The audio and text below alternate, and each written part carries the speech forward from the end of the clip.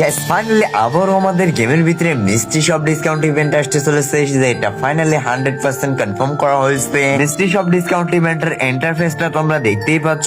এখানে তোমরা একটা জেইটিন স্কিন এবং মেল ফিমেল ড্রেস দেখতে পাবা।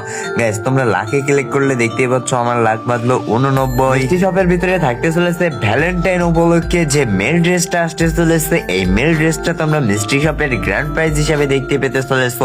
গাইস যে মেল ড্রেসটার রিভিউ তোমরা দেখতে পাচ্ছ, তার সাথে থাকবে এই যে মিস্ট্রি শপ ডিসকাউন্ট ইভেন্টের ভিতরে ফিমেল ড্রেস।